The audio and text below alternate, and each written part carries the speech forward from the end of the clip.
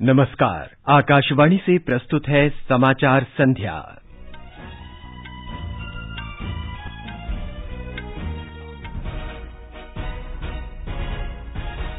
प्रधानमंत्री नरेंद्र मोदी ने कहा, भारत गरीबों को सशक्त बनाने की स्वामी विवेकानंद की सोच के साथ आगे बढ़ रहा है। प्रधानमंत्री ने आकाशवाणी से मन की बात कार्यक्रम में कहा, भारत न सिर्फ विश्व के सबसे बड़े कोविड टीकाकरण अभियान को चला रहा है, बल्कि सबसे तेजी से लोगों को टीका भी लगा रहा है। प्रधानमंत्री ने कहा, सरकार कृषि को आधुनिक बनाने के लिए प्रतिबद्ध है और इस दिशा में कई कदम उठाए जा रहे हैं।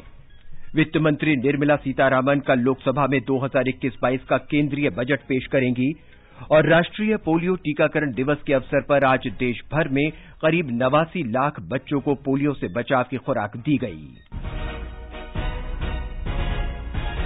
समाचार संध्या में धर्मेंद्र के साथ मैं नवीन सक्सेना।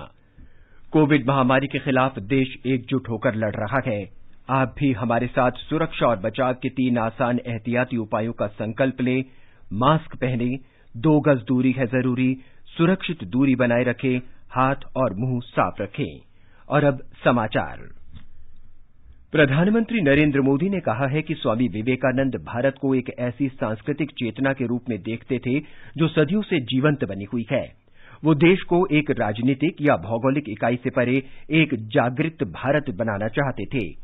आज प्रबुद्ध भारत पत्रिका की 125वीं वर्षगांठ के अवसर पर प्रधानमंत्री ने कहा कि ये बहुत ही हर्ष का अवसर है।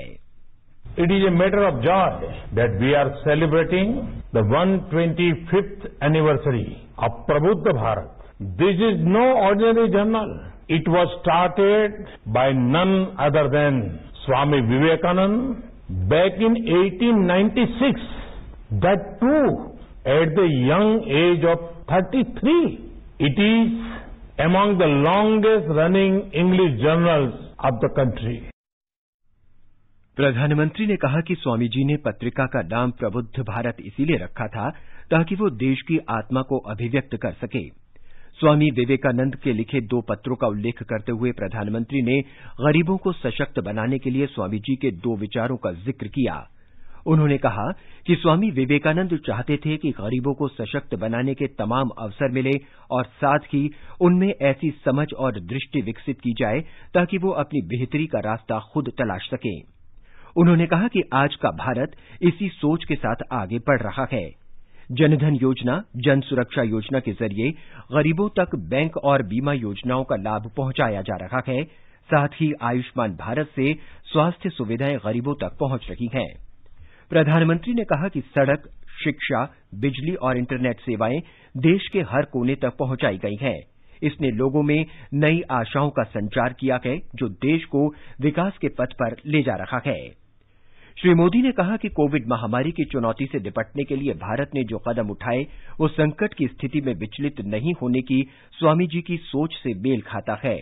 जलवायु परिवर्तन की समस्या का समाधान भी भारत ने अंतर्राष्ट्रीय सौर गठबंधन बनाकर किया है।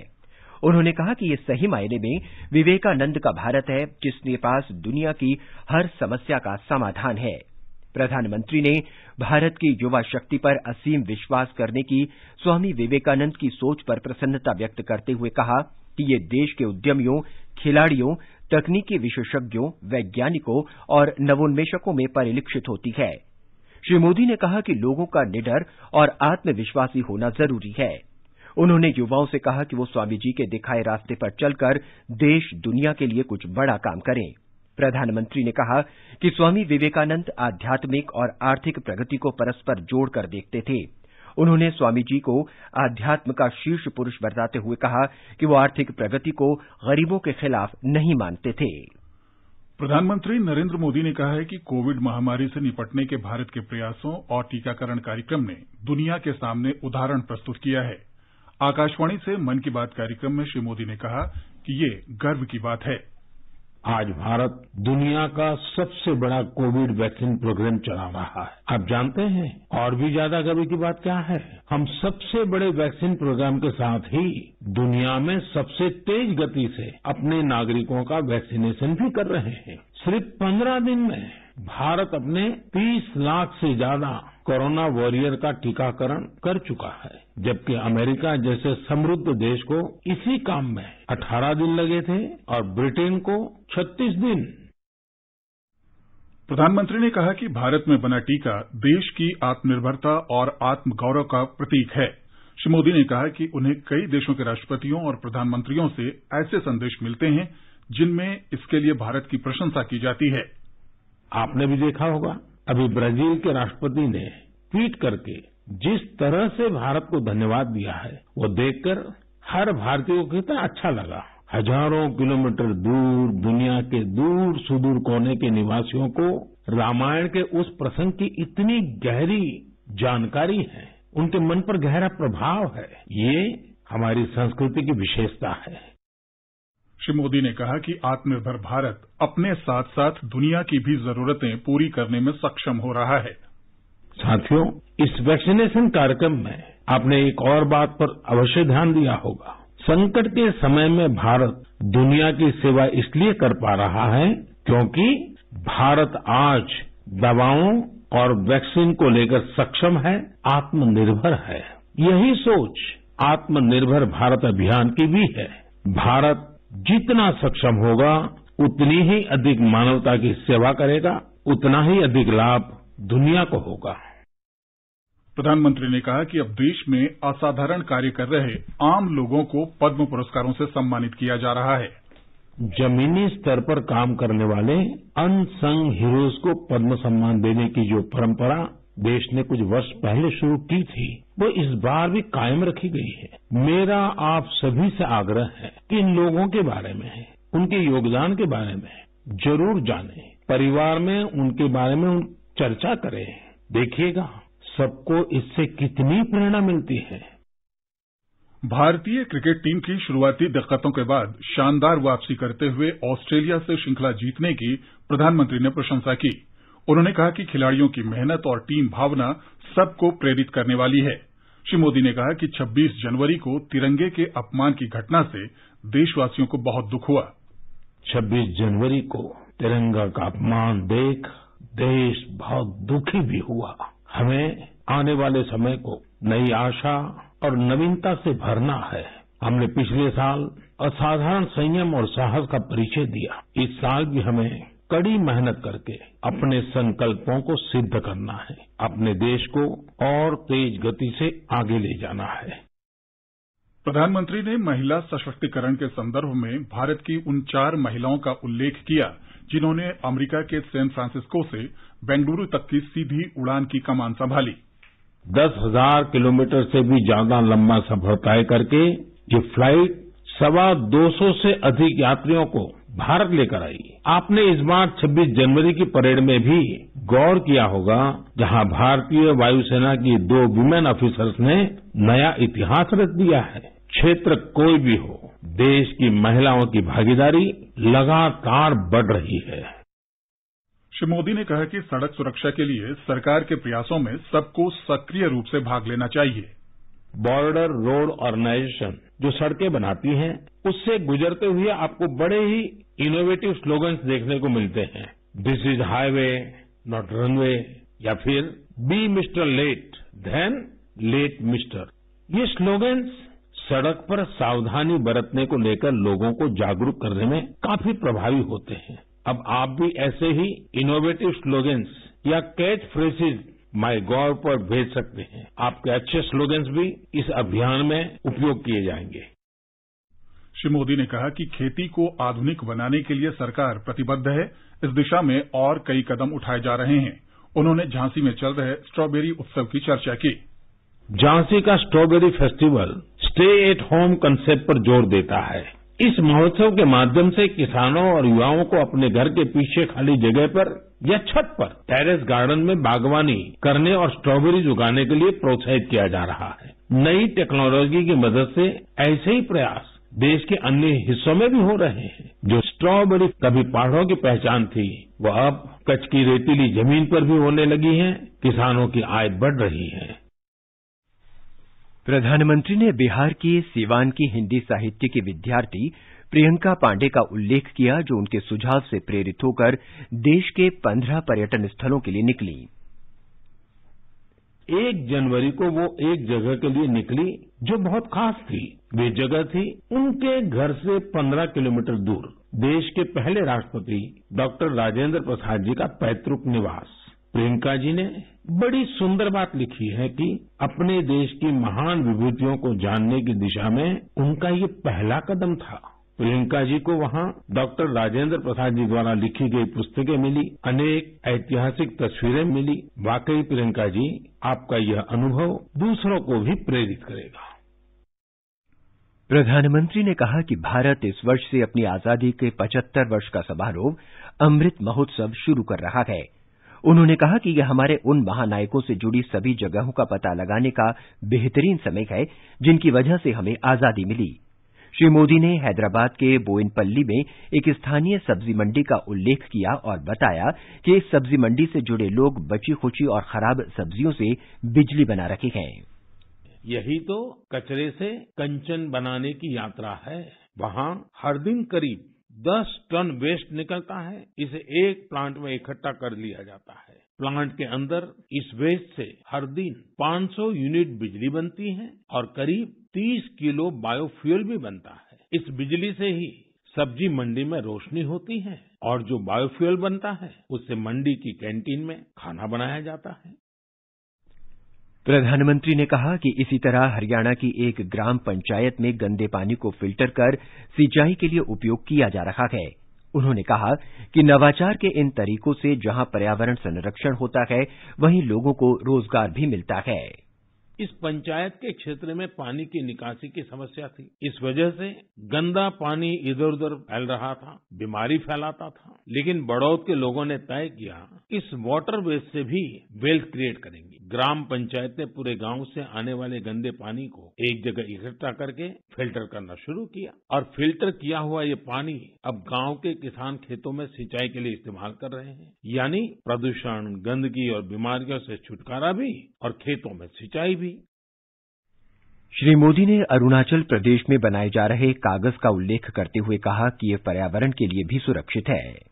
अरुणाचल प्रदेश के इस पहाड़ी इलाके में सदियों से मोन शुगु नाम का एक पेपर बनाया जाता है। ये कागज यहाँ के स्थानीय शुगु शेंग नाम के एक पौधे की छाल से बनाते हैं। इसलिए इस कागज को बनाने के लिए पेड़ों को नहीं काटना पड़ता है। इसके अलावा इसे बनाने में किसी केमिकल का इस्तेमाल भी नहीं होता है। यानी ये कागज पर्यावरण के लिए भी सुरक्षित है और स्वास्थ्य के लिए भी। एक वो भी समय था जब इस कागज का निर्यात होता था, लेकिन जब आधुनिक तकनीक से बड़ी मात्रा में कागज बनने लगे तो ये स्थानीय कला बंद होने की कगार पर पहुंच गई।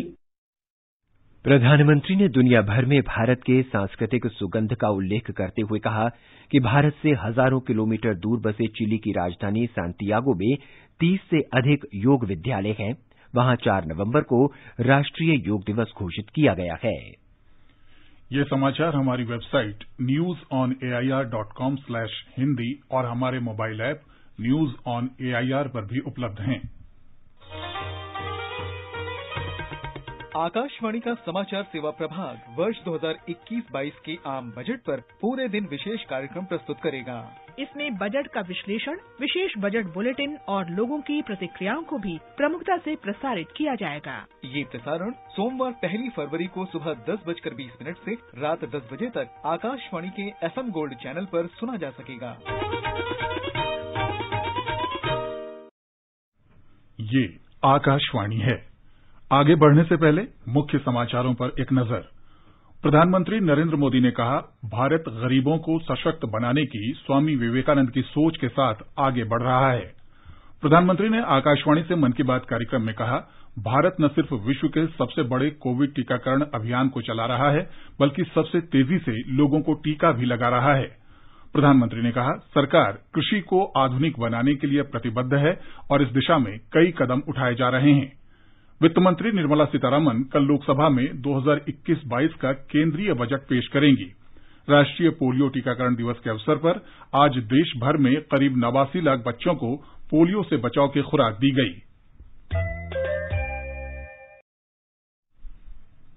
वित्त मंत्री निर्मला सीतारमण कल पूर्वाह्न 11 बजे लोकसभा में वर्ष 2021-22 का केंद्रीय बजट प्रस्तुत करेंगी। प्रधानमंत्री नरेंद्र मोदी ने शुक्रवार को संसद का बजट सत्र शुरू होने से पहले विश्वास व्यक्त किया था कि बजट को कोविड के कारण लगाए गए लॉकडाउन के असर को समाप्त करने के लिए वित्त मंत्री निर्मला सीतारामन द्वारा पिछले 10 महीनों में घोषित पैकेजों के हिस्से के तौर पर देखा जाएगा। इस वर्ष केंद्रीय बजट पहली बार केवल डिजिटल रूप में ही उपलब्ध होगा और इसे मोबाइल ऐप यूनियन बजट के माध्यम से देखा जा सकता है। एक रिपोर्ट। 21वीं सदी के तीसरे दशक का पहला बजट कई कारणों से बेहद महत्वपूर्ण माना जा रहा है। वित्त मंत्री निर्मला सीतारामन द्वारा पेश किया जाने वाला यह तीसरा बजट कोरोना महामारी काल के बाद का देश का पहला बजट होगा, जिससे देश की पटरी पर लौटती अर्थव्यवस्था को और गति प्रदान की जाएगी। शुक्रवार को संसद में पेश किए गए आर्थिक सर्वेक्षण में सरकार ने पंत और पुजारा की बल्लेबाजी के तर्ज पर आवश्यक राजकोषीय सावधानियों के साथ ही कुछ जुझारू आर्थिक फैसलों की घोषणा के संकेत भी दिए हैं। जहां एक ओर देश ने समय से लिए गए फैसलों की वजह से कोरोना महामारी के कारण जूझ रही आर्थिक मंदी से इतर अपने विकास रथ को कायम रखा है, वहीं दूसरी ओर यह बजट 11% के सकल घरेलू उत्पाद के लक्ष्य को प्राप्त करने की भविष्य की रूपरेखा चिन्हित करेगा। स्वास्थ्य, बुनियादी ढांचे और सरकारी व्यय पर अत्यधिक जोर दिए जाने के संकेत के साथ ही 2021 का ऐतिहासिक बजट कोरोना से संक्रमित आर्थिक हालात के लिए किसी वैक्सीन से कम नहीं होगा। आकाशवाणी समाचार के लिए आनंद चतुर्वेदी, दिल्ली। आम बजट के मद्देनजर आकाशवाणी ने देश के विभिन्न हिस्सों में समाज के अलग अलग वर्ग के लोगों से प्रतिक्रियाएं ली हैं। वाराणसी के चंद्रशेखर सिंह ने प्रगतिशील किसान हैं। इस वर्ष 26 जनवरी के अवसर पर उन्हें पद्मश्री पुरस्कार के लिए चुना गया है। चंद्रशेखर को बजट से कई उम्मीदें हैं। विगत कई वर्षों से किसानों के हित में सरकार कई योजनाएं चला रही है, जैसे किसान सम्मान निधि, फसल बीमा योजना। मैं सरकार से आशा रखता हूं जिससे किसानों के क्रेडिट कार्ड का जो राशि है उसको और बढ़ाया जाए। किसान गांव में उद्योग लगावे, व्यापार लगावे, उसके लिए उनके जमीन पर भी उद्योग की तरह जो है लोन दिया जाए, बैंक लोन दे, किसान खेती के साथ साथ उद्योग धंधा भी कर सके और हमारा पूरा गाँव खुशहाल हो। और जब गाँव खुशहाल होगा तो हमारा पूरा राष्ट्र खुशहाल होगा। शेयर बाजार विशेषज्ञ अंकित त्यागी को उम्मीद है कि सरकार बजट में निवेशकों को बड़ी राहत दे सकती है। एक निवेशक के तौर पर मुझे बजट से काफी उम्मीदें हैं। पिछली बार जैसे कि डिविडेंड डिस्ट्रीब्यूशन टैक्स कुछ हटा दिया गया था, तो इस बार भी मैं उम्मीद कर रहा हूँ कि कैपिटल गेन टैक्स या कुछ इस तरह की चीजें हटाई जा सकती हैं। और शेयर बाजार ने जैसे रिटर्न दिए हैं तो उस हिसाब से मुझे काफी उम्मीदें इस बार इसलिए लग रही हैं कि निवेशकों के लिए काफी कुछ बजट में आ सकता है। झारखंड वाणिज्य और उद्योग परिसंघ के अध्यक्ष प्रवीण जैन को आशा है कि जीएसटी को सरल किया जाएगा और अर्थव्यवस्था को बढ़ावा देने के लिए ऋणों पर ब्याज दर कम की जाएगी। बजट डिमांड क्रिएटिंग होना चाहिए, इंफ्रास्ट्रक्चर स्पेंडिंग हो, सोशल आउटले में हेल्थ एंड एजुकेशन पे खर्च पे ध्यान हो और एम्प्लॉयमेंट जनरेशन पे ध्यान रखा जाए। इन 4 बातों को ब्रोडर में ध्यान रखा जाएगा तो सभी सेक्टर्स बिजनेस के जो है वो पुश होंगे और इकोनॉमी को एक गति मिलेगी। चार्टर्ड अकाउंटेंट नवीन डोकानिया ने कहा कि बजट से आशा की जा रही है कि आयकर ढांचे में भी बदलाव किया जाएगा, जिससे खर्च करने के लिए आम आदमी के पास अधिक पैसा बचे। इनकम टैक्स में की अगर बात करें तो इनकम टैक्स में कुछ उम्मीद है कि एग्जेम्पशन का स्लैब बढ़ाया जाएगा। अभी जो एटीसी में छूट मिलती है वो 1.5 लाख रुपया मैक्सिमम सीलिंग है उसकी, वो बढ़ा करके 2 लाख रुपया किया जाए, जिससे आम लोगों के पॉकेट में ज्यादा पैसा आएगा और उससे इकोनॉमी को भी बढ़ने में मदद मिलेगी। बजट की उम्मीदों पर हमारी भोपाल संवाददाता की एक रिपोर्ट। कल आने वाले बजट से अर्थशास्त्री आशान्वित हैं। भोपाल स्थित मौलाना आजाद राष्ट्रीय प्रौद्योगिकी संस्थान में प्रबंधन विभाग के विभागाध्यक्ष अमित बनर्जी ने बजट पर अपनी अपेक्षाएं व्यक्त करी। हमको कुछ उम्मीदें हैं और कुछ आशा भी है, कुछ अच्छा ही होगा। जैसे मिसाल के तौर पर सबसे पहले मैं टैक्सेस लूं तो कॉर्पोरेट इनकम टैक्स तो उद्योगों में कर लगता है, वो पहले ही सरकार ने थोड़ा कम कर दिया है और उसको सिंप्लीफाई कर दिया है। पर्सनल इनकम टैक्स जो आम आदमी देता है उसमें भी सरकार ने थोड़ी राहत दी है, पर अब ज्यादा ज्यादा राहत की उसमें उम्मीद नहीं है कि लिमिट्स में चेंज करे। हाँ, एग्जेम्पशंस बढ़ा सकते हैं जिससे कि बाकी कुछ और चीजों में फायदा हो। एक तो क्या है कि एग्जेम्पशंस जब बढ़ जाते हैं तो सरकार के पास ही वो पैसा जाता है और कुछ हो सकता है इंफ्रास्ट्रक्चर, कंस्ट्रक्शन, इनके लिए कुछ फायदा दे। अन्य आर्थिक विश्लेषकों ने भी अपनी राय देते हुए कहा है कि बजट से उम्मीदें हैं, पर कोरोना महामारी के कारण देश संकट से गुजरा है। सरकार ने पहले ही इससे उबरने के लिए सशक्त कदम उठा लिए हैं। पूजा पीवर्धन, आकाशवाणी समाचार, भोपाल। संसद के बजट सत्र को देखते हुए आज राज्यसभा के सभापति एम वेंकैया नायडू ने सदन में सभी दलों के नेताओं के साथ बैठक की। राज्यसभा में कार्यवाही सुचारू रूप से संचालन सुनिश्चित करने के लिए विभिन्न राजनीतिक दलों का समर्थन लेने के लिए ये बैठक बुलाई गई थी। श्री वेंकैया नायडू ने विभिन्न दलों के नेताओं से अपील की कि सदन में प्रभावी कामकाज सुनिश्चित किया जाए। सभी ने सदन में पूर्ण भागीदारी का आश्वासन दिया। बैठक में विभिन्न दलों के करीब 25 मंत्री और नेता शामिल हुए। ये भी निर्णय लिया गया कि बजट सत्र के अंतिम भाग में 15 फरवरी को बैठक के बजाय विभिन्न विभागों की अनुदान मांगों की जांच करने के लिए निश्चित विभाग से संबंधित संसदीय समितियों और मंत्रालयों के कामकाज के लिए सदन की बैठक 13 तारीख को होगी। श्री नायडू ने राष्ट्रपति के अभिभाषण पर धन्यवाद प्रस्ताव और आम बजट पर चर्चा के दौरान अधिक समय मांगने वाले सदस्यों के लिए संसदीय कार्य मंत्री प्रहलाद जोशी और अन्य से समय सारणी फिर से बनाने को कहा है।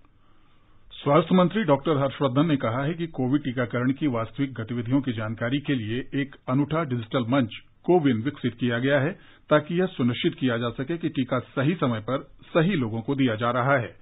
भारतीय मूल के ब्रिटिश एसोसिएशन ऑफ फिजिशियन को संबोधित करते हुए उन्होंने कहा कि भारत जल्द ही कोविड-19 के अग्रिम पंक्ति योद्धाओं का टीकाकरण शुरू करेगा। उन्होंने कहा कि भारत कोरोना वायरस संक्रमण के लिए विकसित किए गए टीकों के सबसे बड़े वैश्विक आपूर्तिकर्ताओं में से एक है। भारत विश्व में विकसित किए जा रहे टीकों का लगभग 60% उत्पादन करता है। देश में कोविड से स्वस्थ होने की दर 96.99% हो गई है। पिछले 24 घंटों के दौरान 13,965 लोग संक्रमण से स्वस्थ हुए। अब तक 1,04,23,125 लोग संक्रमण से स्वस्थ हो चुके हैं। स्वास्थ्य मंत्रालय ने कहा है कि इस समय मरीजों की संख्या कुल मरीजों का केवल 1.57% है।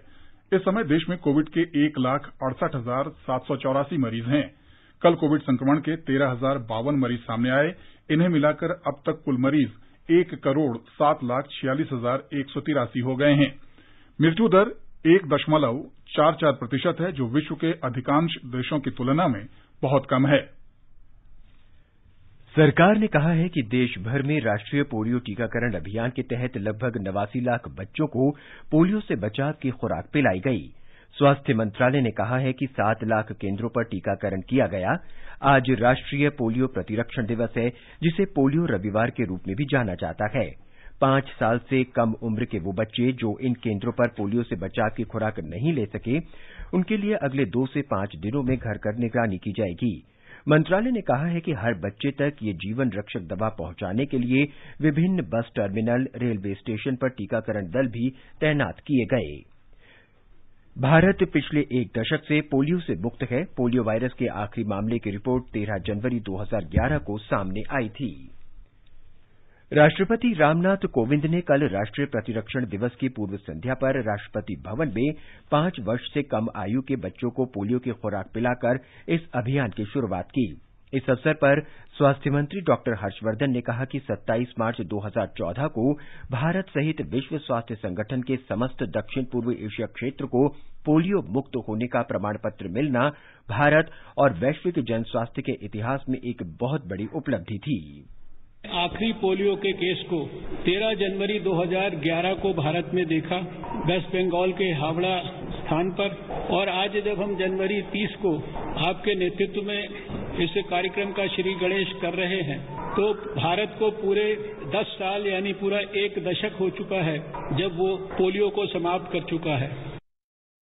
ये समाचार आकाशवाणी से प्रसारित किए जा रहे हैं। ताजा समाचार जानने के लिए आप हमारे Twitter handle @AIR News Hindi को फॉलो कर सकते हैं। चलो मिलकर एक शुरुआत करें, चलो एक फैसला आज करें, मास्क नहीं तो टोकेंगे, कोरोना को रोकेंगे, चलो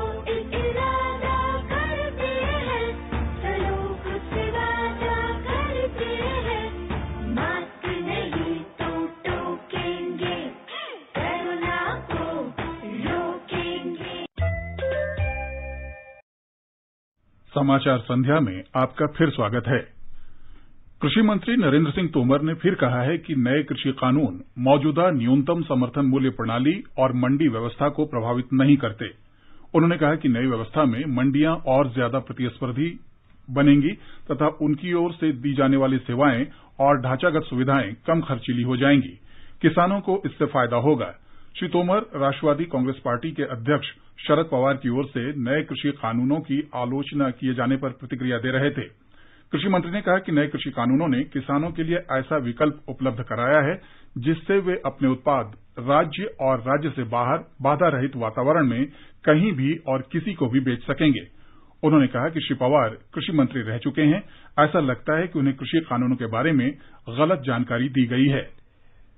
भाजपा के वरिष्ठ नेता और केंद्रीय गृह मंत्री अमित शाह ने कहा है कि पश्चिम बंगाल में अगर भारतीय जनता पार्टी सत्ता में आती है तो कैबिनेट की पहली बैठक में आयुष्मान भारत योजना शुरू करने का निर्णय लिया जाएगा। हावड़ा जिले के दोमूरजोड़ा में वर्चुअल माध्यम से भाजपा रैली को संबोधित करते हुए श्री शाह ने राज्य में अगली सरकार बनाने और उसे विकास के पथ पर ले जाने का विश्वास व्यक्त किया। भारतीय जनता पार्टी की सरकार आने के बाद पहली कैबिनेट के अंदर हम ये प्रस्ताव करेंगे कि पूरे बंगाल के गरीब लोगों को प्रधानमंत्री आयुष्मान भारत योजना का 5 लाख तक का फायदा बंगाल की जनता को भारतीय जनता पार्टी की सरकार देगी। श्री शाह ने कहा कि तृणमूल कांग्रेस के नेता भाजपा में शामिल हो रहे हैं क्योंकि मुख्यमंत्री ममता बनर्जी पर पश्चिम बंगाल की जनता का विश्वास खत्म हो गया है। आज की रैली में भाजपा में शामिल होने वाले लोगों का स्वागत करते हुए श्री शाह ने कहा कि इन नेताओं और मंत्रियों की भागीदारी सोनार बांग्ला बनाने के भाजपा के संकल्प को और मजबूत करेगी। श्री शाह ने आरोप लगाया कि ममता बनर्जी ने पश्चिम बंगाल को हर क्षेत्र में पीछे ले जाकर राज्य के लोगों के साथ अन्याय किया है। सिनेमा और मनोरंजन उद्योग को बड़ी राहत देते हुए केंद्र सरकार ने कल से सिनेमा हॉल को पूरी क्षमता के साथ काम करने की अनुमति दे दी है। केंद्रीय सूचना और प्रसारण मंत्री प्रकाश जावड़ेकर ने बताया कि महामारी के बाद सामान्य स्थिति की ओर लौटने की दिशा में ये राहत महत्वपूर्ण कदम है।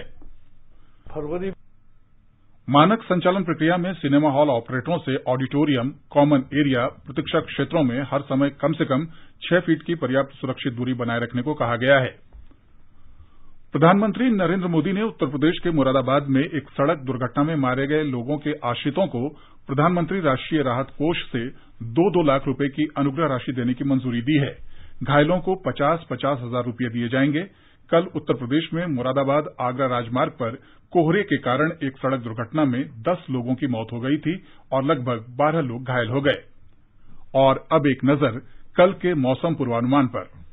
दिल्ली में कल सुबह कोहरा छाया रह सकता है। तापमान 7 और 22 डिग्री सेल्सियस के बीच रहने के आसार हैं। मुंबई में आमतौर पर आसमान साफ रहेगा। न्यूनतम तापमान 19 और अधिकतम 34 डिग्री सेल्सियस के आसपास रहने की संभावना है। चेन्नई में सुबह धुंध छाई रहेगी और बाद में कहीं कहीं बादल छाए रहने के आसार हैं। तापमान 22 और 31 डिग्री सेल्सियस के बीच रह सकता है। कोलकाता में सुबह कोहरा छाया रहेगा, बाद में आसमान साफ रहेगा। न्यूनतम तापमान लगभग 11 डिग्री सेल्सियस और अधिकतम 23 डिग्री सेल्सियस के आसपास रहेगा। श्रीनगर में कहीं कहीं बादल छाए रहेंगे। न्यूनतम तापमान 0 से 4 डिग्री नीचे और अधिकतम 5 डिग्री सेल्सियस रहने की संभावना है। जम्मू में आमतौर पर आसमान साफ रहेगा। तापमान 6 और 20 डिग्री सेल्सियस के आसपास बना रह सकता है। लेह में भी आसमान साफ रहेगा। न्यूनतम तापमान 0 से 15 डिग्री सेल्सियस नीचे और अधिकतम 1 डिग्री सेल्सियस रहने के आसार हैं। गिलगित में सामान्यतः आसमान साफ रहेगा। न्यूनतम तापमान 0 से 6 डिग्री नीचे और अधिकतम 12 डिग्री सेल्सियस रहने के आसार हैं। मुजफ्फराबाद में आंशिक रूप से बादल छाए रहेंगे। न्यूनतम तापमान 4 और अधिकतम 17 डिग्री सेल्सियस के आसपास रहेगा। गुवाहाटी में तापमान 14 और 27 डिग्री के आसपास रहेगा। समाचार कक्ष से मैं शिव प्रकाश मिश्र। अंत में मुख्य समाचार एक बार फिर। प्रधानमंत्री नरेंद्र मोदी ने कहा, भारत गरीबों को सशक्त बनाने की स्वामी विवेकानंद की सोच के साथ आगे बढ़ रहा है। प्रधानमंत्री ने आकाशवाणी से मन की बात कार्यक्रम में कहा, भारत न सिर्फ विश्व के सबसे बड़े कोविड टीकाकरण अभियान को चला रहा है, बल्कि सबसे तेजी से लोगों को टीका भी लगा रहा है। प्रधानमंत्री ने कहा, सरकार कृषि को आधुनिक बनाने के लिए प्रतिबद्ध है और इस दिशा में कई कदम उठाए जा रहे हैं। वित्त मंत्री निर्मला सीतारामन कल लोकसभा में 2021-22 का केंद्रीय बजट प्रस्तुत करेंगी। और राष्ट्रीय पोलियो टीकाकरण दिवस के अवसर पर आज देश भर में करीब 89 लाख बच्चों को पोलियो से बचाव की खुराक दी गई। इसके साथ ही समाचार संध्या का ये अंक समाप्त हुआ। नमस्कार।